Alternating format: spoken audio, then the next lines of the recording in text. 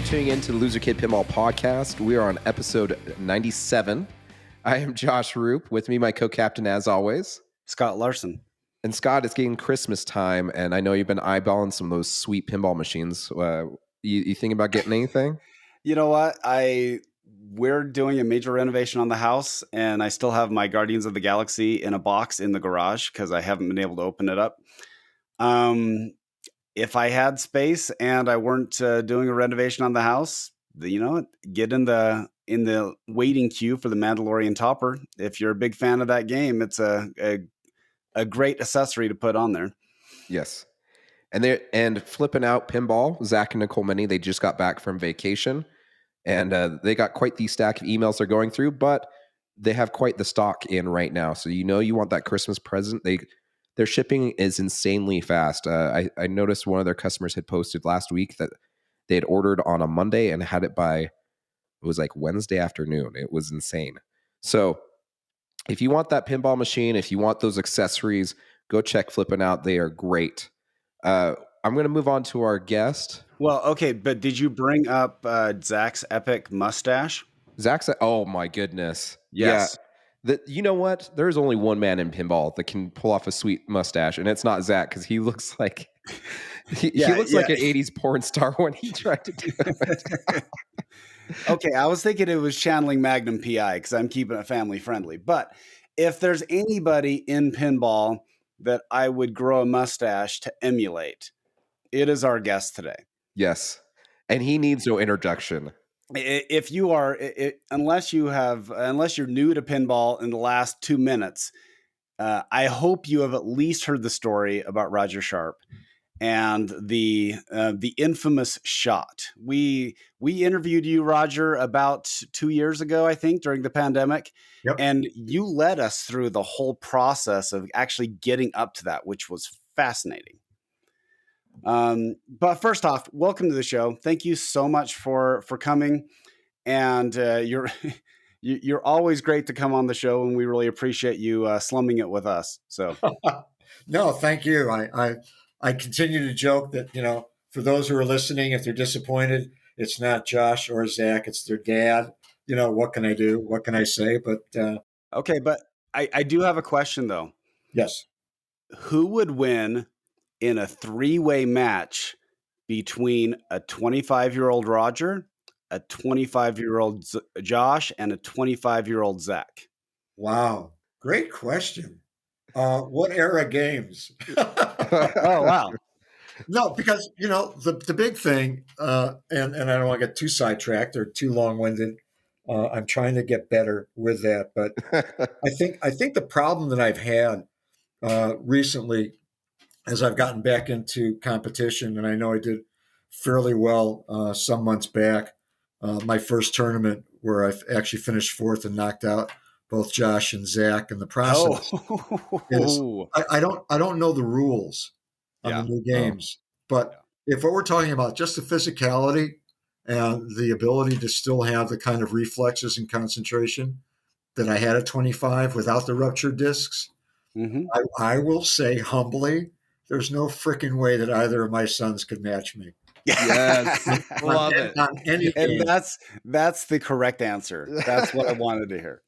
Well, I've had situations where, I've been on a morning news show in Indianapolis where they had a Mandalorian, and I remember talking to Zach saying, "Do I just go up the middle? What am I supposed to do here? Shoot up the middle on camera." And I wound up putting up the high score while we were waiting for commercial break. And I just turned to him. I said, "Just imagine how I was 50 years ago. if I can still do this kind of stuff infrequently." So that's my answer. Okay. All right. That is the correct answer. That is great. Well, speaking of 50 years ago, you kind of had a little project come out this last couple months, and it's kind of, I think it's taken the pinball industry and hobby by storm. It's really been a wonderful movie. How did this even happen? How did you get approached? Did you approach Josh, someone? First, tell our listeners, if they haven't heard of the movie, what is this movie we're talking about? Okay, sorry. The movie we're talking about is Pinball, The Man Who Saved the Game. It's a biopic based upon Roger Sharpe's life, and his influence on pinball and the infamous court hearing. I'm not going to say the shot because it's really not the shot. It's more about the court hearing. And it's wonderful. I've watched this movie. I watched it a couple of times while I had the opportunity, and I can't wait to own this movie. It is. I think everyone should have. If you're in the hobby, you're going to love this movie. Well, thank you.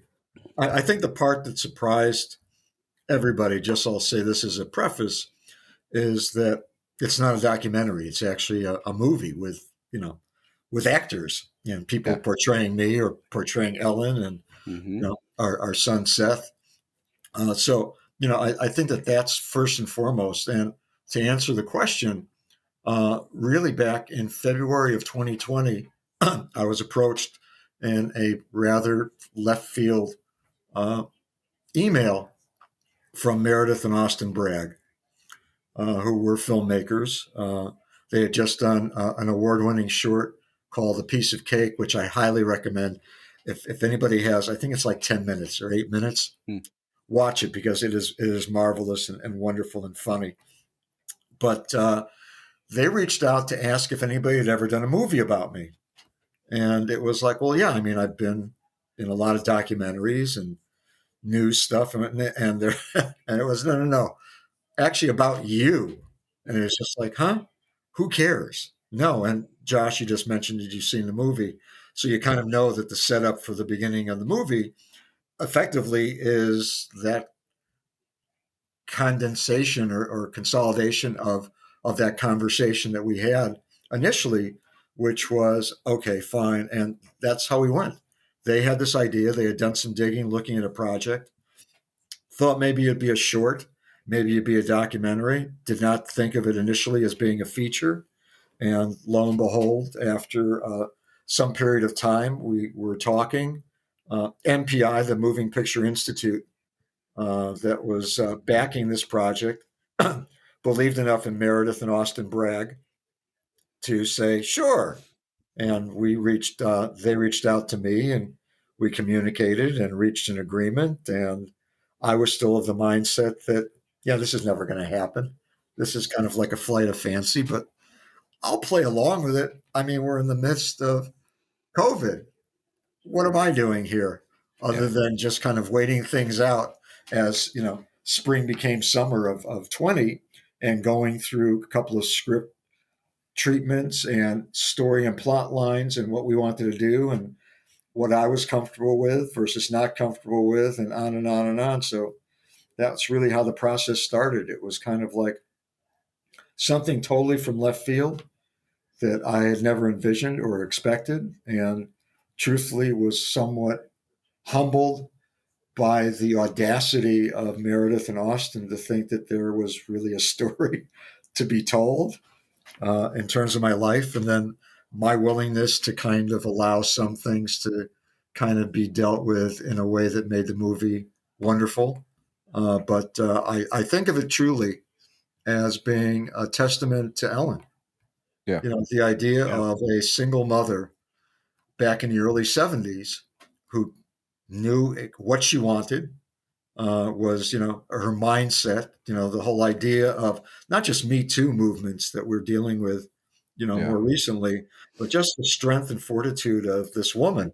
And I think that that's really the part that I stand back and I admire the most. And it puts a smile on my face because Ellie and I have just celebrated our 44th anniversary, 49 years together. And she still remains somewhat understanding of the person that she has as being, I won't call her better half, but at least somebody that's here with her that she deals with. Partner in crime.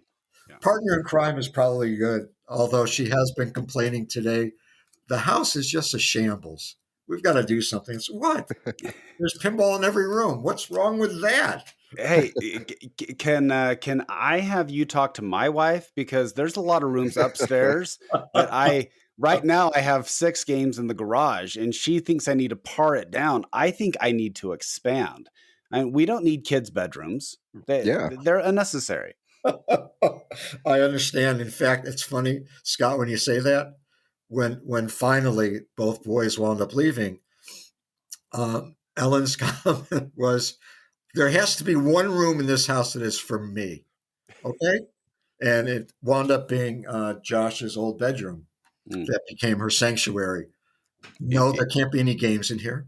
There can't be anything. I have my special lighting. She had somebody come in, redid the entire room, and that is her sanctuary. So one room out of our house and garage and basement. The rest of it is all mine. Any pinball machines in the bathrooms? Not yet. Oh, okay, not yet. Other than some toy ones. Yeah. You could get a Varcon. That's straight up and down. You could. Yes, you're right. Versus my Azrak Hamway kind of little toy ones and my pop-up pinballs. Yeah.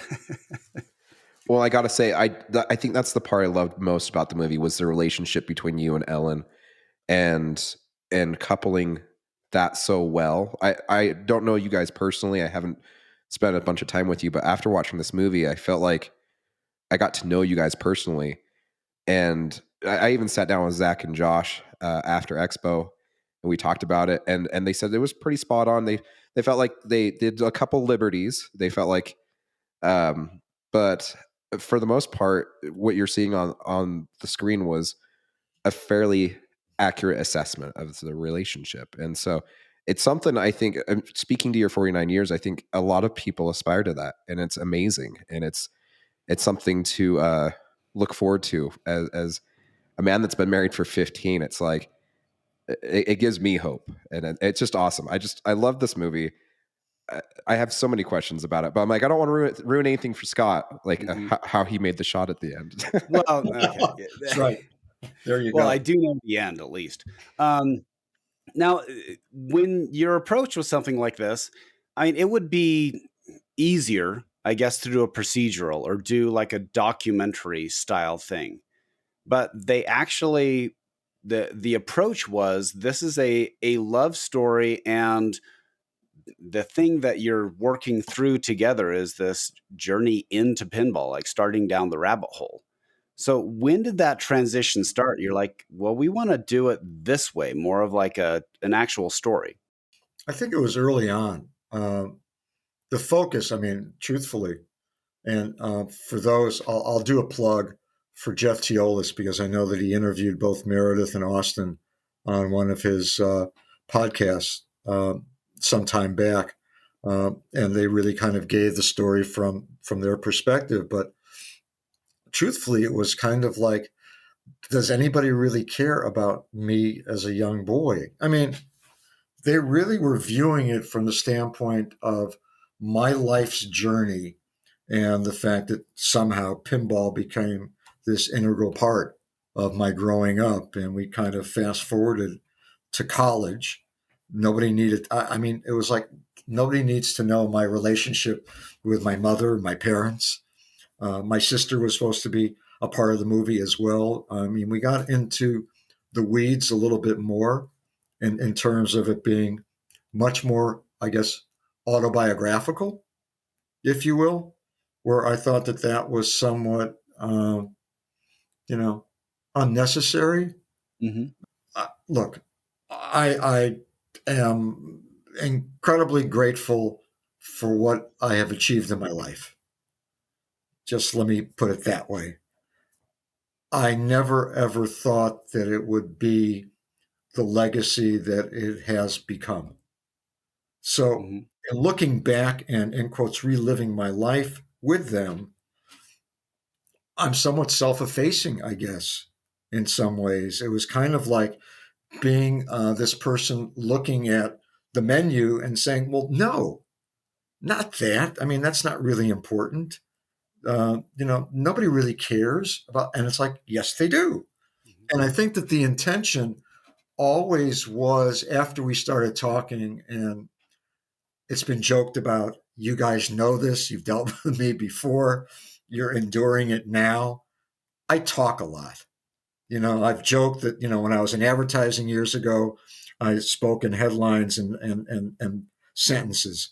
When I moved over in the magazine, suddenly I started talking in paragraphs. And that becomes the problem for me, is that I am long-winded. And the conversations that we had, these Zoom calls to start with, lasted for hours upon hours. I think that somebody made a joke that during my seminar at Pinball Expo. So they asked you one question and it became a 14-hour movie, and then they had to kind of call back because you kept on talking.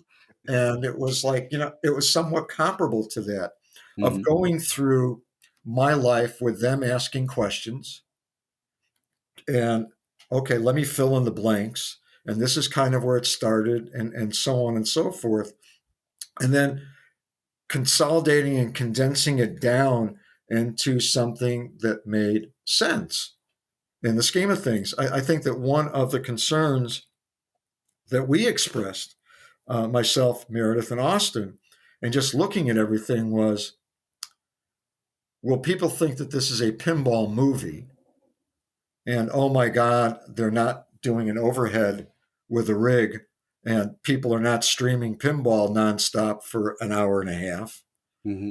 Will people from the outside world be curious and interested if they think it's a pinball movie and understand that it's not? And Josh, thank you for pointing out it is, it's a love story, and it's, with Ellen as one of the principals, obviously, in all of this. But it is that kind of like coming together of two people and a young man kind of finding himself through pinball. I mean, in essence. Yeah. And would people in the outside world be turned off because they think it's only pinball? And will the pinball community be turned off because it's like, oh, well, there wasn't a lot of pinball playing in here. We thought it was going to be. So there was that balance of wanting to have a story that hopefully could capture people's attention, involve them where they actually cared about the characters. And I speak about that almost in a third person, but I really mean it that way, to kind of be involved but yet disassociated. Does that make sense at all? Yeah. In terms of, I didn't want to be heavy-handed in how I was treated. And there's a lot of things, and Josh, you mentioned that you had a chance to talk to Zach and to Josh, after Expo. Yeah, I mean, there's a lot of things that are pretty much spot on, and there's other things where there are a heck of a lot of liberties. Yeah. And I didn't mind that about myself. I can handle that at this point in my life. So again, Scott, to kind of follow up on it, I think that there was an understanding that it was going to be like this. And then when it became much more voluminous, there was a question of, all right, how do we bring this in so that there's a reasonably solid story arc where we're taking people along to this journey and then ultimately this crescendo. Yeah. And the crescendo, if you really think about it, without spoiling it for those who haven't seen the movie, isn't just the courtroom, as Josh knows because he's seen it. Yeah. It's really like the final scenes with Dennis, who portrays me to a T. He is just an incredible actor. So I think that there is all of that coalesces. Does that make sense at all? Yeah, absolutely. And you pointed on casting Dennis as you, which is so important because for all of us who are at least familiar with you and have talked with you, there's an authenticity that he brings that I watch him on the screen, and I think he's channeling Roger Sharpe. It's not, I don't want to disparage the film, but Daniel Radcliffe dressing up like Weird Al Yankovic, it still just looks like Harry Potter in a frizzy wig. Very true. But with Dennis, you watch him on the screen and you're like, that's basically a good facsimile of who Roger is. So I was so impressed with the way you were able to integrate the personalities in the casting. It felt genuine. Yeah. Well, thanks. And truthfully, I'll share a couple of anecdotes. And Dennis was magnificent. When we first connected, Dennis was literally one of my top picks, and we were fortunate enough to be able to cast him, that he was available. And when we first connected, and again, this is all during COVID, and we're doing a Zoom call, his first comment when we were on the computer, face to face, he said, some of the questions that are asked of you, my God, because he had watched, I guess, some of my talks at some of the pinball shows, but that was his learning curve, if you will. Mm-hmm. And what was amazing on a couple of occasions, and one in particular was at I guess it's Sag Harbor. I'm trying to remember, and on Long Island, the second screening that we had for the Hamptons Film Festival, and I'm standing outside the theater after the Q&A and whatever else, and just kind of talking with Meredith and Austin, and this woman comes over to me, and she just says, "You were just incredible in the movie. I just had to say something," and it was Meredith who said, "If you thought he was good in this, you should see him in Better Call Saul." And we all kind of smiled and laughed because, truthfully, Dennis really kind of nails it. Mm-hmm. Yeah. I think all of it, and even the way that we did the capture. Look, initially the voiceover was going to be a voiceover that potentially was going to be me, and I thought no, and then it kind of evolved into, well, there's this device we can have, it being this interview, and it'll be an actor portraying you, and then we kind of went from there. With Mike, it was a little bit different. Mike actually came out and visited with us for a couple of days, which I thought was great. He had just wrapped with West Side Story, the remake that Spielberg had done, and came out. We were talking, and I'm sitting in the room where he was, and it was like, "Do you mind if I set up a video camera?" And just asking questions and getting into, and to me, as well as looking back on some of the older stuff that I've done that's been on YouTube or God only knows wherever else that people have found, where obviously I sound differently, talk differently, my mannerisms, the way I play pinball now with a bad back versus the way I was before. We kind of joked about it before as a 25-year-old as we played pinball here to just see. So let me see how you play, Mike, because we want this to be somewhat authentic. Just, I want you to be comfortable, kind of like, okay with this. And I think that was, that was one of the key ingredients as well in terms of Mike really capturing a lot of what I would call the nuance of me as a younger person, and trying to, again, distance myself from it needing to be something that was dead on with either of them. And even the same with Crystal, who portrays Ellen. Whatever those liberties are, you want to get to the core and the essence of the character, but you want it to be somewhat true, although you want there to be enough latitude so that the actors themselves are not confined into a box, because it wasn't as if anybody was putting on, in quotes, makeup to look like me, right, other than, the mustache.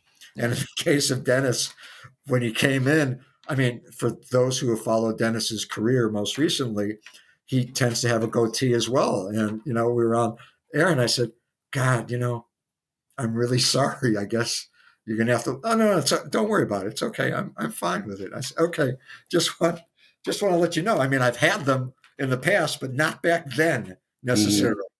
Mm-hmm. Yeah. So anyway, sorry, I digressed a little bit, but well, and going back to a statement you made earlier about how you were trying to find that happy medium of where casual audiences care about pinball and are pinball people going to care about the general story. And I think they found that perfect balance, because there's a bunch of moments. The one that really stood out to me is when you guys are trying to explain the Guardia. And it just simply is, I'm flying into the airport named after the mayor, and it was literally built on the ruins of an amusement park. That's how much this guy hated fun. And something just so simple and short, just a 8-second clip, right? But it explained exactly what this man hated against pinball. And it was perfect. Just little things like that. And I love that the movie also, there's a couple of times it kind of makes fun of the autobiography of it, or like, how movies take liberties, and the current version of you, it was like, whoa, it didn't happen that way. You know what I'm saying?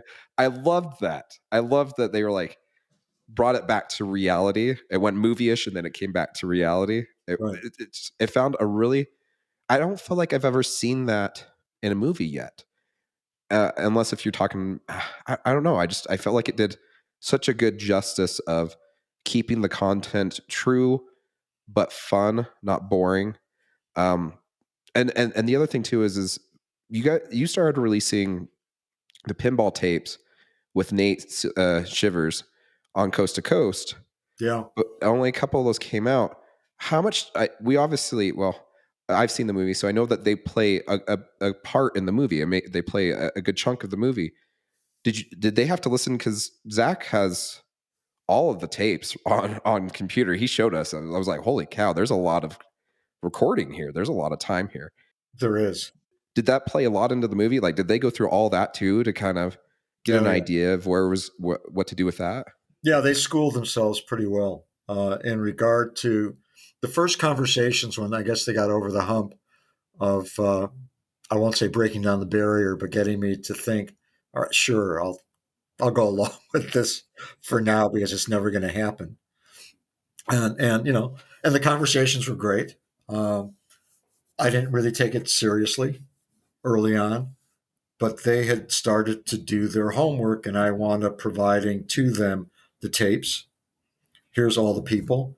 Obviously, they had my pinball book, so they had the pictures, and wanted to get them other stuff that you know I have in my own archives here to get them a little bit more familiar with that part of my world and my life. So, so yeah, I think that there was enough, and understand something. I'm taking nothing away from the creativity of both Meredith and Austin, who are brilliant. I mean, they really, really are. When I initially looked to see what their background was, I was somewhat flabbergasted. It was like, oh my God. I mean, these guys are like for real. This is not like a little, you know, independent kind of self-funded, you know, we're going to start to do some kind of a Kickstarter. I mean, these are legitimate filmmakers, and so is the Moving Picture Institute, because they sold themselves on me as well as part of the introduction. Hi, we'd like you to watch Miss Virginia, which had won awards, and it was based on this mother, this woman in the South who was fighting for educational rights, specifically for her son, but for others. And I looked at, you know, the litany of all of the stuff that they had been producing as this, you know, incredible force, but also as a kind of a laboratory, if you will, for filmmakers. Hi, this is something that we are doing to support filmmakers, funding in whatever nonprofit. They've been in business for, you know, well over a decade. And here they are, you know, doing these incredible things, and they're buying in on what Meredith and Austin, you know, want to do. So I think to the extent that we kind of worked hand in hand, there's a process. I wasn't familiar with movie making per se on this level.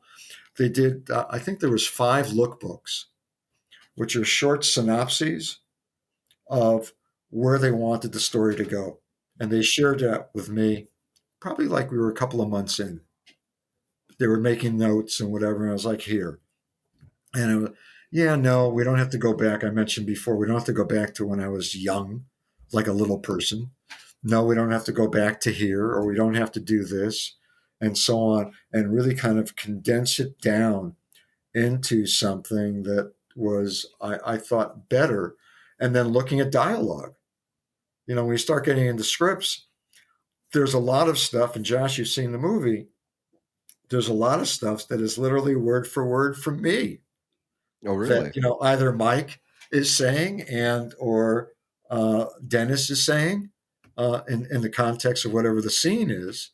Mm-hmm. And there's other little things, a little embellishments and other things that I was very, very specific about. So your point, Josh, with Dennis and some of the asides of like, no, hey, stop. Before you do anything, we had those kinds of discussions where it'd be, on the Zoom call, and be, no, God darn it, it's not going to be that. It cannot be that. And all right, we can do it this way, but people have to understand that I would never do this or this. I mean, I don't want to give away a lot of stuff, but much of that is in there is my insistence of being somewhat heavy-handed in how we were treating various scenes and subject matter.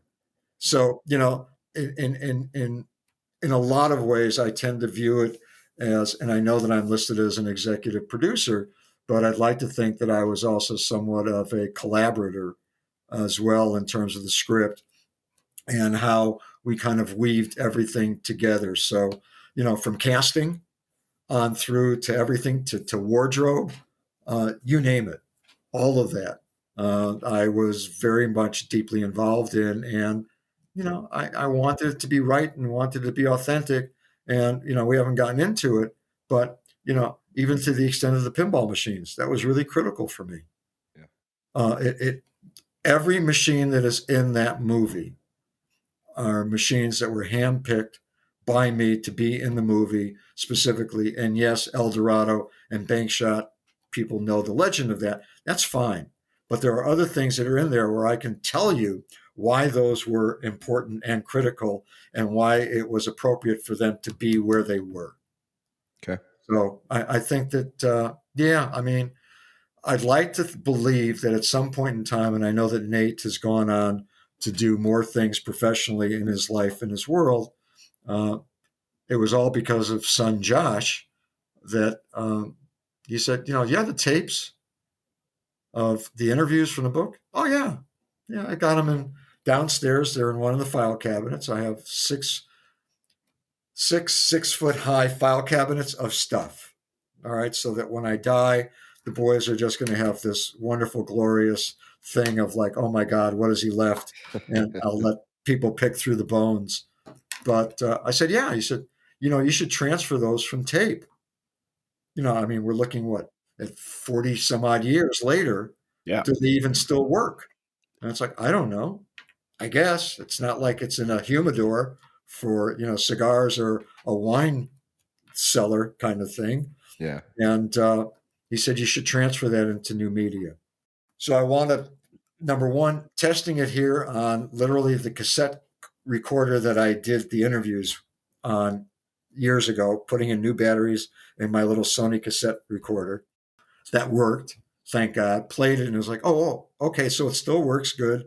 And there was a place near here where I took everything in and said, here, just need you to take care of all of these. So that's what everything is living in now, which are all of these CDs of everything. And, I had hoped after Josh broke it down and said, you got to really share this and do this, that at some point in time, maybe all of them will become available so that people who never heard Harry Williams' voice before, never heard what Alvin Gottlieb sounded like, or Sam Stern, or Sam Ginsberg, or any of these people will have a chance to actually hear those interviews. And even to the point, because there is a point that I'm going to make here, even to the court case before the city council, I have that on tape. So the things that I've always told my sons about, where it's like, yeah, right. It's just dad. He's embellishing it. No, God darn it. It really did happen the way that I'm saying. And here it is. And it's a little bit muffled because of ambient sound. I guess at some point, Nate was working on that to separate out the background sound. And I'm not really good technically, but I guess he was getting it cleaner. And because I didn't realize that I actually had my cassette recorder there on the chair next to me when I was doing it, everything. So I'm hoping that at some point in time, all of that will kind of come to light just as a historical, document. Yeah. How did you select which games you wanted to place? And this does speak to your commitment to authenticity, because a lazy person would say, oh, we just need some pinball machines. So you go in there in a 70s thing and there's an Addams Family and there's a Medieval Madness, or, so you actually found all these things. And I remember Josh reached out and he said, does anybody have a video of the tilt for El Dorado? And I actually have a friend who has an El Dorado. And so I texted him. I'm like, hey, can you record that tilting out to see what it is? And then I sent it to Josh.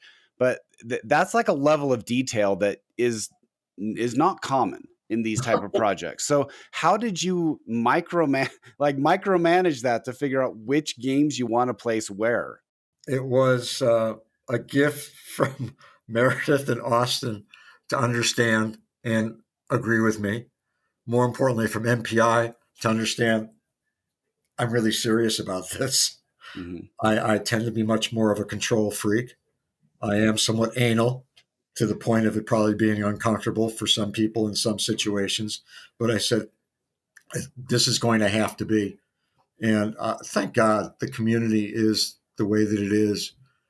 The machines that were really specific, obviously El Dorado, Bank Shot, Planets was a critical one because in 1972, it was one of the types of machines that New York City allowed in based on what the ruling had been with Eleanor Guggenheim. Bess Meyerson is the Commissioner of Consumer Affairs. And it has a short, we kind of condensed a lot of things that in retrospect, I would like to have had them be a little bit longer, but it's okay. But I needed to find a Planets, which was a Williams game. I'm not really a big pinside person or anything else, but Right.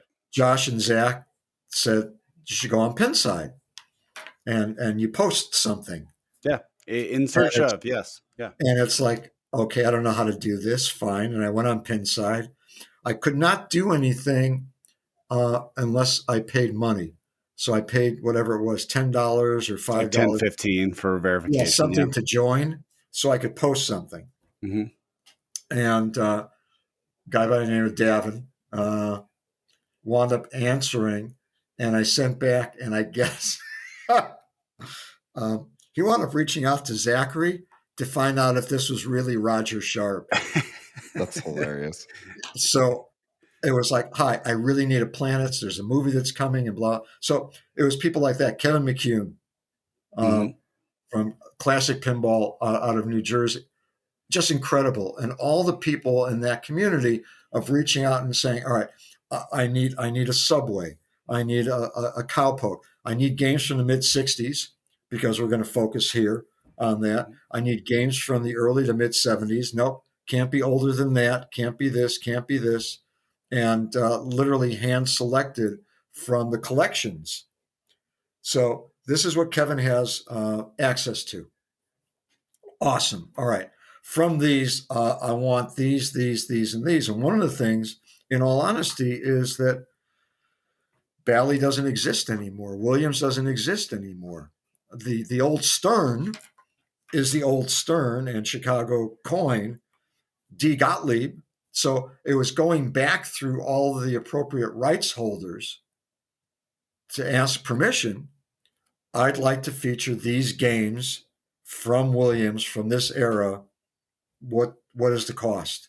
Because there was a budget involved as well. And I stood up because I didn't know what the costs were going to be. I kind of had an idea because I used to be involved with it at Williams Bally Midway when we had games that were being put into movies or TV shows or commercials, where I just told MPI, look, this has to be right. If there's a budget and it goes over, I will make up the difference. But I will not allow anything to be in there that is not time appropriate, era appropriate, and more importantly, games that have meaning for me. So I'll share one particular game without giving away anything. It is in the movie. It's Big Ben from Williams, 1975 game. It is the game that I wound up seeing at Al Simon, which is a distributorship on 43rd and 10th Avenue in New York City, when Al D'Anzillo introduced me to a fellow who had just come in from Chicago by the name of Gary Stern, who had just started at Williams working for his dad. And I remember asking him, so when you guys sit down and go through and design games like Big Ben, um, is there a reason that it looks like Star Pool over here? And I rattled off like 4 other games just in terms of what the layout was. Mm-hmm. And what wound up happening a few months after that, and this is 1975, was being at the MOA show in Chicago, encountering Gary, and Gary may not remember any of this or disavow it, but it is true.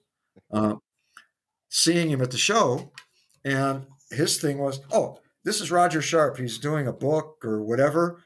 Ask him anything about pinball, and he'll tell you all this incredible stuff. Because my approach to doing my research was number one back then, and I was much better with it, photographic memory. But I thought that everybody viewed their profession in such a way that I needed to know everything inside and out so that they knew that I was an authentic person, if you will, maybe the best way to describe it. So in that particular context, that was a critical game when I saw that it was part of somebody's collection. Oh, yes, I want that one. I need that one. I need that one. We saw like a 5 to 10 minute preview of it at Expo when you gave your talk. And there's a point where I believe, Seth's asking, he looks down, he's like, what's so great about Chicago? And so you talk about all the things in Chicago.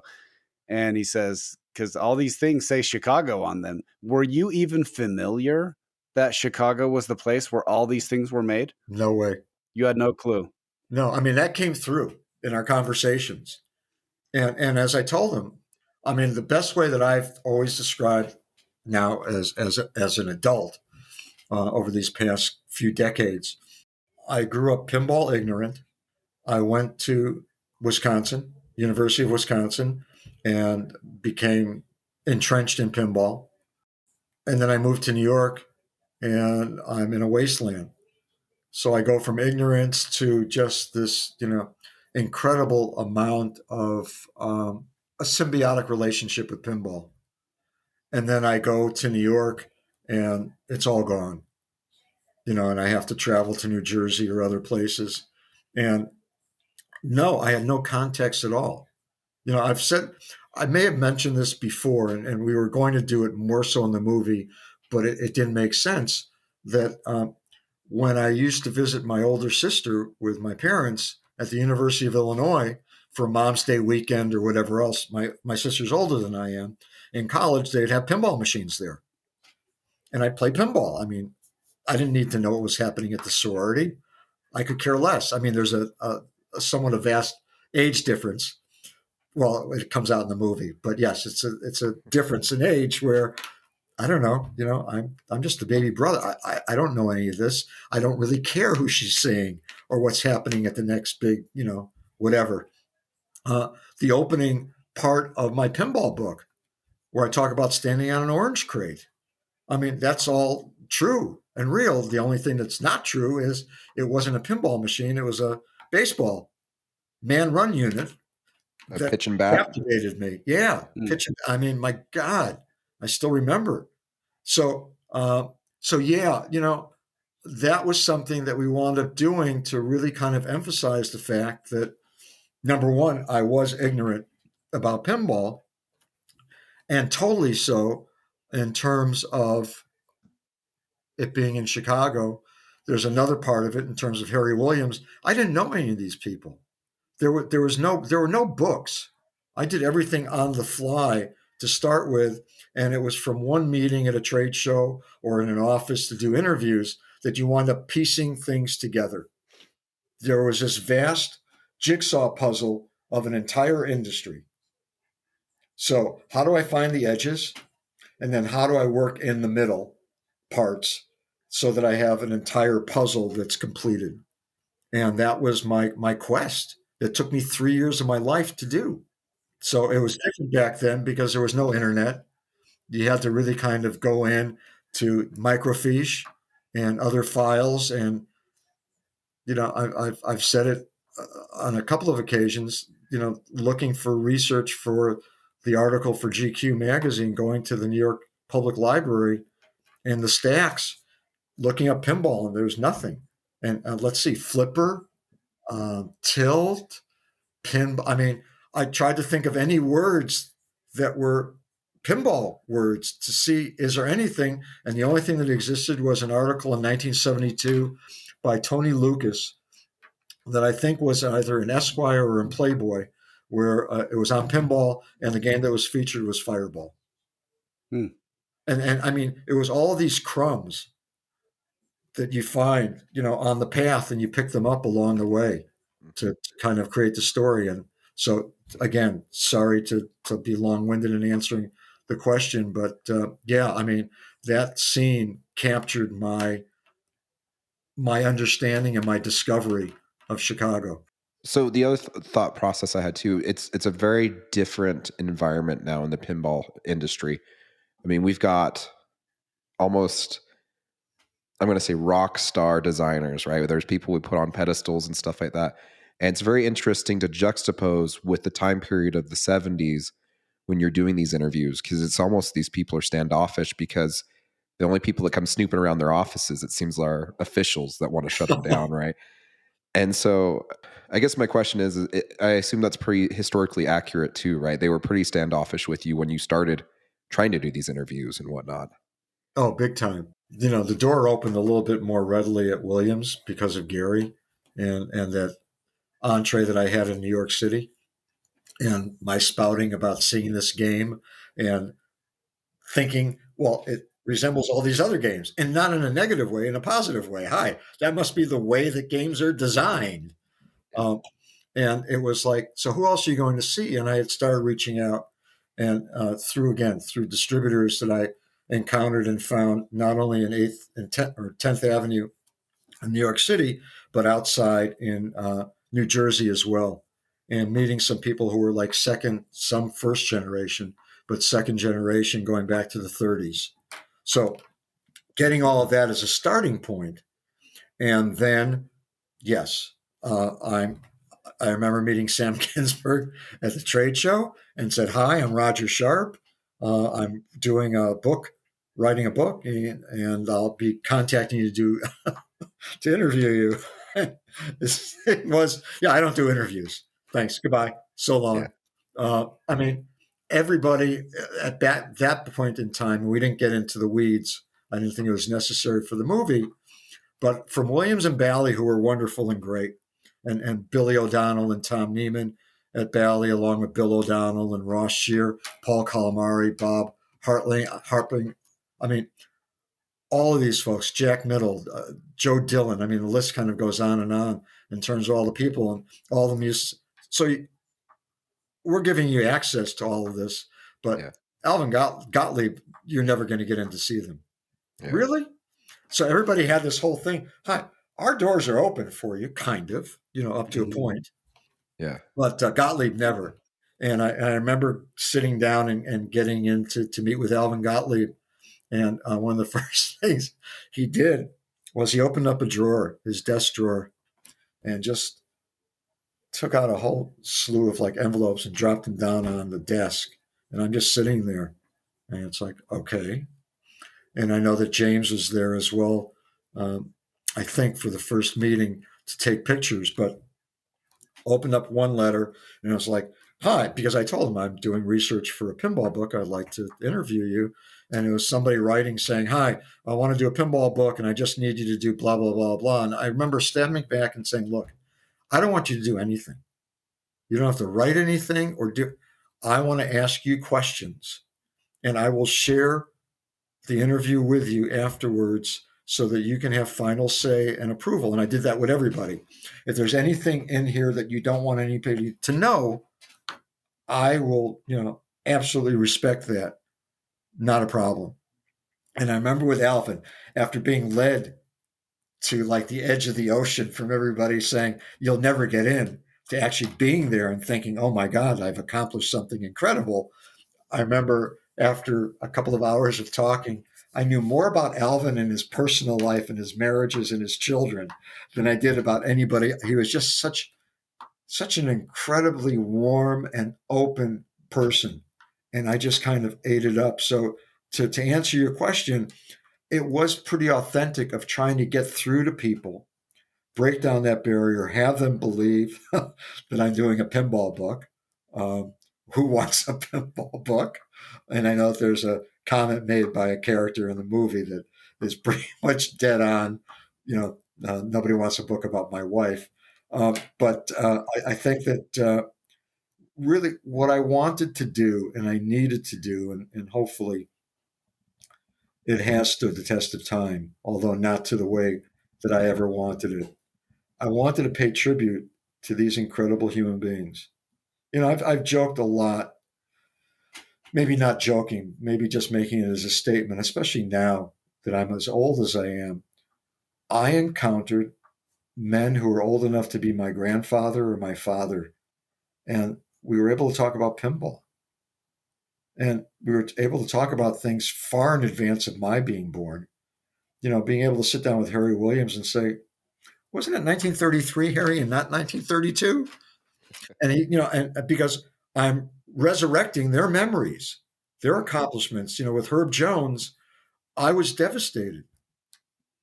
I got to Bally at a time when they were recovering from a massive fire that wiped out the majority of their historical records and files. Mm. It was like, oh my God. And going around to visit distributorships and trying to piece and parse things together. Nope.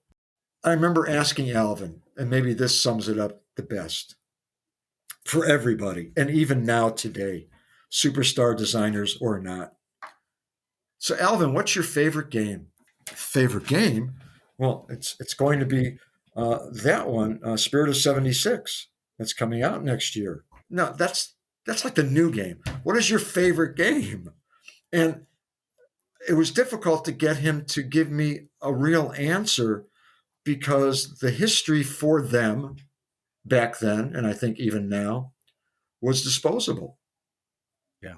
When I was talking to Gary about the design of Big Ben and being similar to Starpool, when I started talking to the designers at the time, Gordon Horlick, Steve Kordak, Norm Clark, Wayne, and all the others, and asking those kinds of questions, it was like whatever the new game was that they were working on, that was their favorite. The other stuff just didn't exist. Subconsciously, they probably were picking up certain geometric parts, just the overall layout and design, but not thinking other than saying, well, that was really successful here. We see that in signature elements from designers in the last era. I mean, you can see what a Keith Elwin game looks like. You have a sense of the flow and the rhythm of what he does and some of the little nuances in terms of the overall geometry and ball flow. The whole idea of Pat Lawler being a stop and start type of pinball designer. The better fluidity of somebody like George Gomez, who's always somewhat emulated way back when, Steve Ritchie, in terms of just flow. And you wind up seeing particular things where it's like, oh, it's an adaptation, or he flipped it. Not in a negative way. It's just a comfort zone. And I think that, what I discovered back then was that there was no keeper of history. Maybe that's the best way to describe it. And I really there was no historian. You became the historian. Yeah. I mean, I will say that, yes, I did in a way that I had never thought of. I just wanted to pay tribute to these fellows for all the joy that they gave me. It's why it ripped out my heart. And I know we get into it and touch upon it in the movie, that the book that eventually came out was not the book that I originally wrote. So, it's just the nature of the beast. And now here I am, this in quotes elder statesman, who have now reached the same status as some of the other icons. And hopefully I have a few more years left in me. But, you hope to carry on the legacy of this industry and all the joy that it has provided so many millions of people. And at a time when I started in all of this, that wasn't the case. It was still an outlier. I mean, forgetting about the New York case or anything, it was like pinball. Most of these people did not necessarily jump up and down that this is what they were doing with their careers. Yeah. Nobody really paid attention to the fact that David Gottlieb, on the success of D. Gottlieb and Company, funded Gottlieb Memorial Hospital just outside of Chicago, which was one of the leading hospitals in the country, that was done on the basis of selling pinball machines, for God's sake. So, I mean, there's all of this that I think all of us as a community should take so much pride in, for number one, keeping it alive, and what you guys do and everybody else, and just helping bring that community together and understand that each of us are a small piece of history. It is us. And Scott, at least justify with your wife, honey, it's why we need an extra game in the house. Somebody has to shepherd these. Exactly. Yes. We need to be the gatekeepers, and we There you need to go. be the archivists. Yeah. Yes. I've got to ask one more question about the movie. I don't want to. I don't know if this is a spoiler or not. If you want to skip ahead, Scott, if you need to plug your ears, I've got to ask Roger: is it true you took your wife to an adult entertainment store to play pinball while you were dating? You guys, it seems in the movie you hadn't been dating very long either. No, we hadn't been. Yes, that is true. Yep. Yep. Yep. Yep. Yep. There's a wonderful moment in the movie. I just got to say that. Well, I just think it's hilarious that someone's going to an adult entertainment section for the very risky thing of playing a pinball machine. Yes. Well, and, again, it is part of the story, and I think a lot of people know it, but it's the one place where I found pinball in New York City just by happen chance. Yeah. There was another place that I wound up finding down in the Village, which was a record store head shop. And behind all the stacks of records and things, they had a couple of pinball machines. And in fact, one of the games that I played there a lot was Free Fall, which became the basis of Sharpshooter as a design, because I really just love that game, playing it. But there was no games. I mean, fortunately, as a Midwesterner, I kept my car, which everybody thought I was crazy, but it allowed me to drive out to New Jersey or Connecticut or other places, not just to play pinball, but primarily to get out of the city. And, of course, to find places where I could play pinball. What in the movie that one you're most proud of, like a little known fact? And two, what is your favorite part of the movie? There's a lot of little Easter eggs in the movie. I will say that. The one that comes closest to me, and I still get emotional about it, was the ability to at least pay some tribute to my dear departed Steve Epstein. Mm-hmm. That was really important to me to be able to do that. So that stands out as something, and they understood and knew. And there was actually supposed to be a longer scene with an actor portraying him. There is a character that is called Epstein, but it became much more just because of logistics and locations and timing and whatever. But that to me was incredibly special. And I think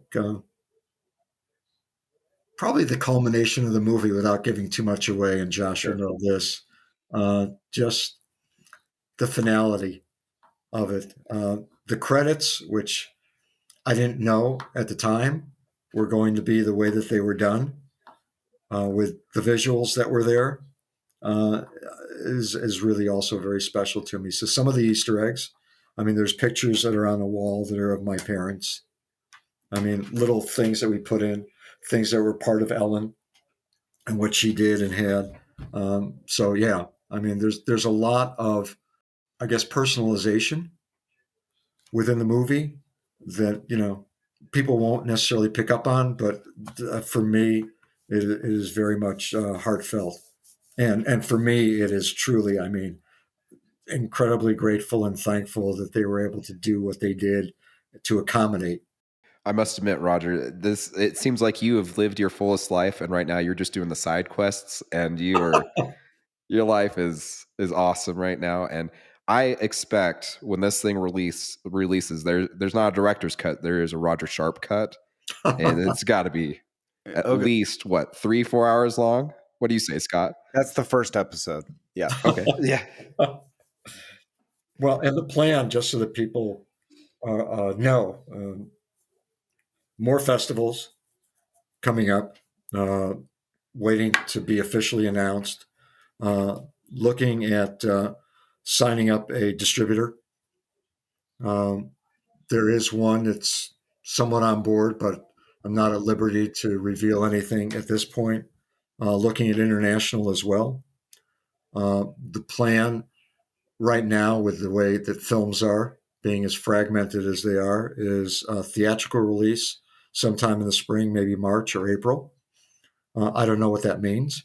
I don't know if it's an AMC, a Regal, multiple cities, multiple days, weeks. Don't have a clue. Streaming after that, maybe summer, fall of next year. Don't know exactly. Whether it's going to be a Netflix or Amazon or Hulu or an HBO Max or God only knows what. So that's the plan going forward. And then after that, I don't know. I mean, I guess people still probably buy videos or something or whatever. Beats me. Betamax. They're going to want to buy. Betamax. Right. They're going to want to buy them and bring them to Pinball Expo next year for you to sign them. Yeah. That's what's going to happen. I actually did bring my pinball book to Pinball Expo, but I didn't bring it down when we were doing flipping the script. So I'll have to. I'll have to bring it again next year. Okay. All right. Please do. It'll be my sincere pleasure. But again, there is a hardcover available on Amazon that is listed for $10,000, $431.63. Don't do it. Don't do it. Just sell off your Godzilla LE and you'll be fine. Yeah, exactly. You'll have some money to spare. Yeah. That is crazy. Yeah, and we have talked about with MPI and some people that have been at the festivals, there may be some interest to re-release the book. Oh, absolutely. That'd be awesome. We will see. Yeah, if you can. Now, last time we talked to you, you said that may be challenging because you don't have the original, I guess, printer's copy or what you use to create the book. Because I don't have the films. Yeah. Right. But I gather that things have gotten to the point in the world. You can probably digitally scan it and retouch it up. Yep. And more importantly, hopefully I can actually add in more pictures that didn't make the cut because we ran out of pages. Mm-hmm.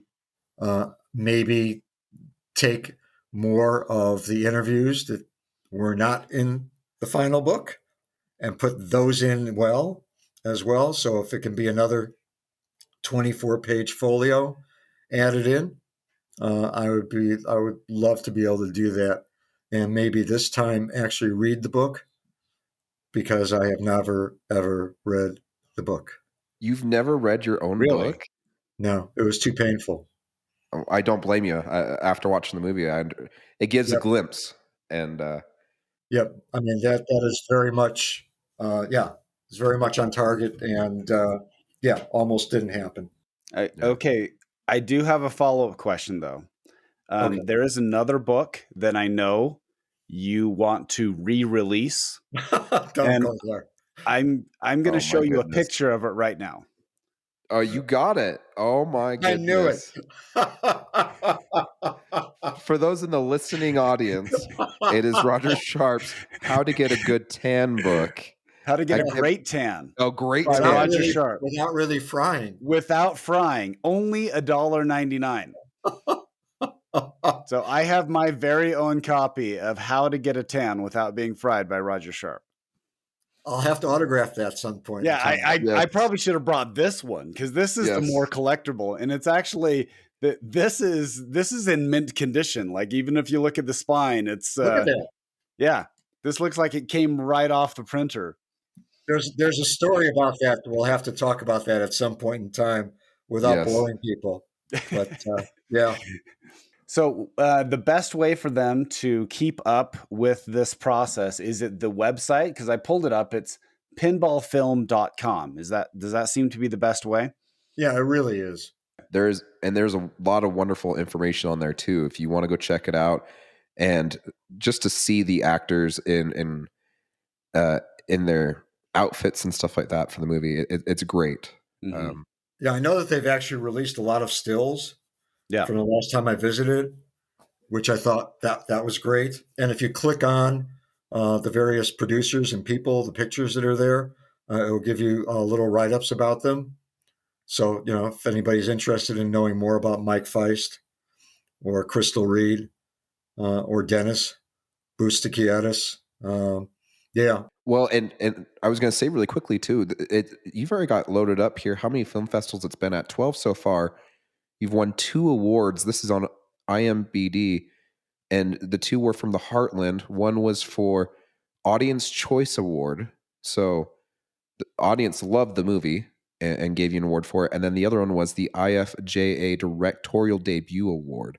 Yep. So obviously this movie has been well done. It's not just I can't stress this enough. It feels like an actual movie. A lot of times, sometimes we think of like the Hallmark specials, right? Like Well, it doesn't feel like a special interest movie. So a movie correct. about like playing video games or a movie like that. This is a movie that you can take your family to who may or may not share your weird obsession with pinball, and everybody will still have a good time. Yes. Well, and Savannah, the SCAD, I think we won an award there that may or may not be on the IMDb website. But I'll share something that one of the day actors mentioned to me. We were sitting down before he was going to go on for his part, and it's somebody that I've seen in various films over the years. I mean, it was when you look at some of the other actors that are in the movie, there are going to be, depending on the number of movies you've watched in your life that are not necessarily big special effects, over the top superhero movies, but other things.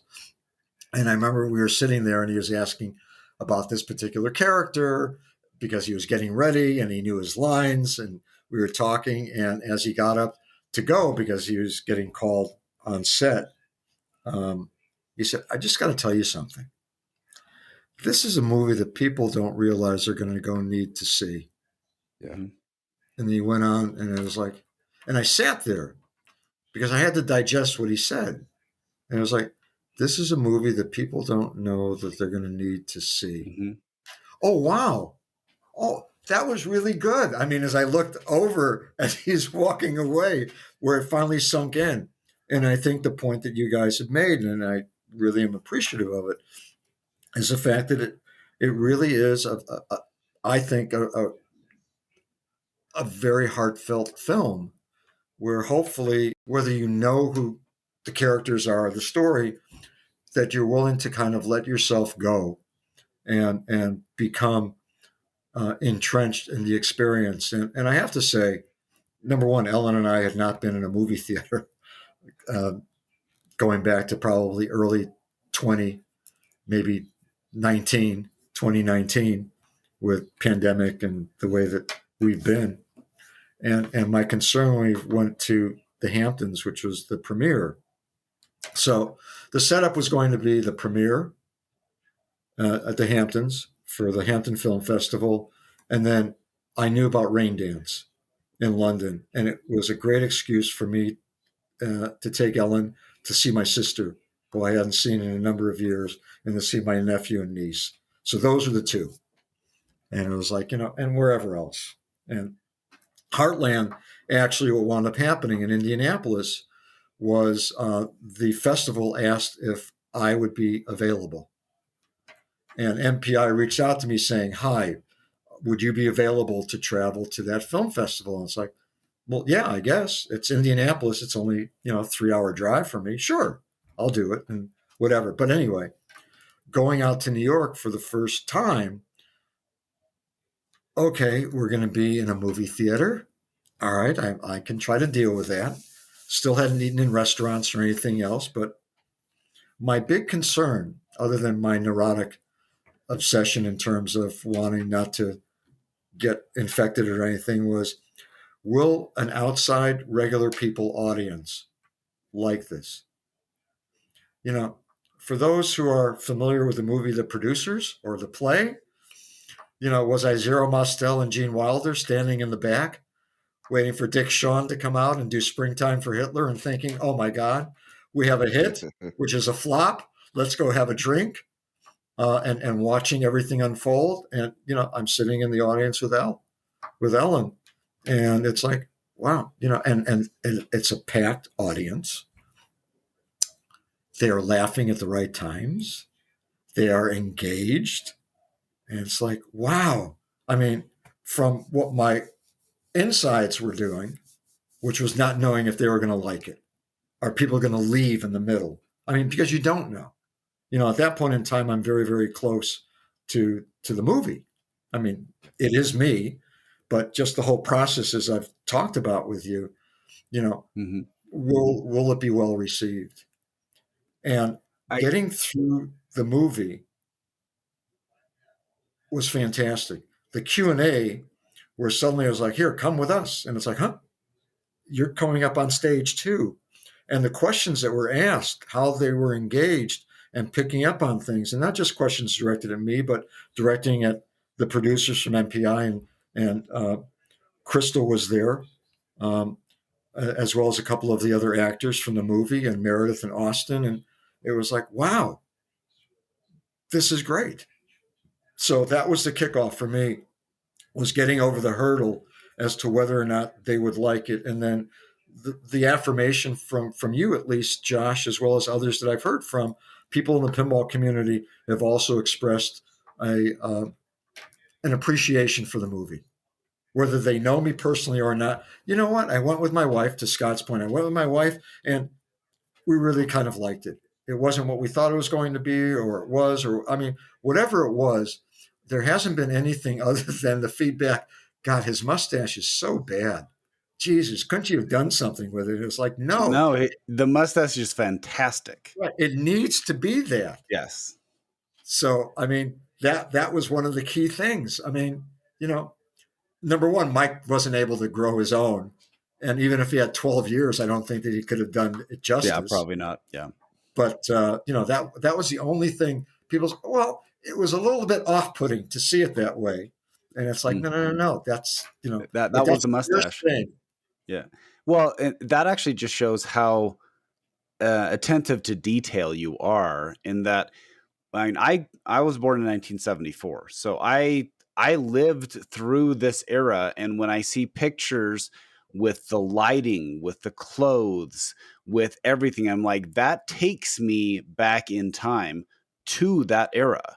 Like, you were so meticulous on that. And if you changed up the mustache, that would distract, because I know that that's not what it was. Well, and Annie Simon, who was the fashion person, nailed it.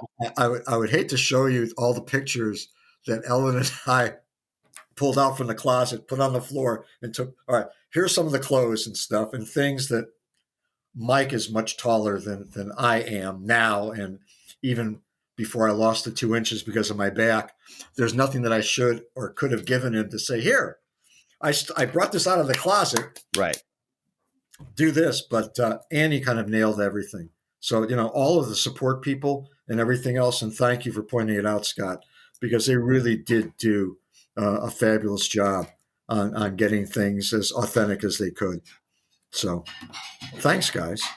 Definitely. Well, we appreciate you coming on. I also want to thank you again for joining us on Flipping the Script on Autism. It was amazing to have you on. I know Jen loved talking with you for that hour and a half and playing pinball. And just everyone that tuned in just enjoyed the casual conversation, and it all went for a great cause. It still blows my mind that we were able to raise $27,000 for helping kids with autism. Well, sign me up for the next one that you do, because for these kinds of causes, I'm there in a heartbeat. It was so fun for me to, even though I didn't play the game with you, I don't know if you recognized I was like a gargoyle on your shoulder. I kept watching you from behind to see how you were playing the game, and it was just so much fun to see that, in person.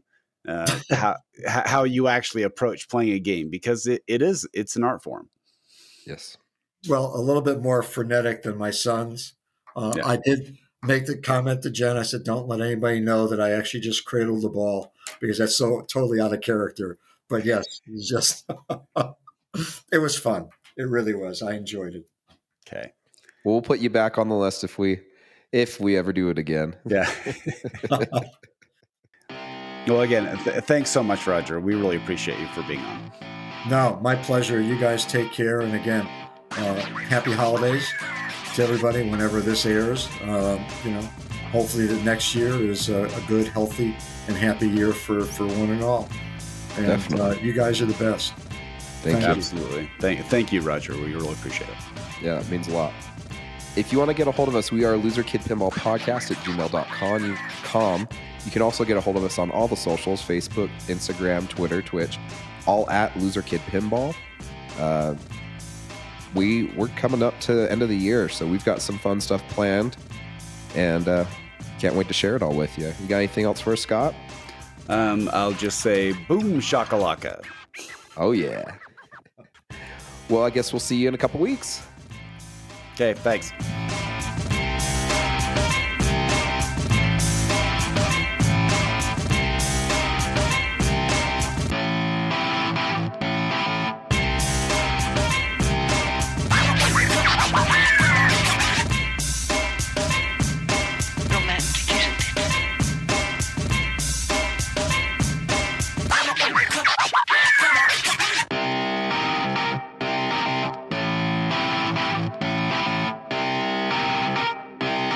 Shut up and sit down.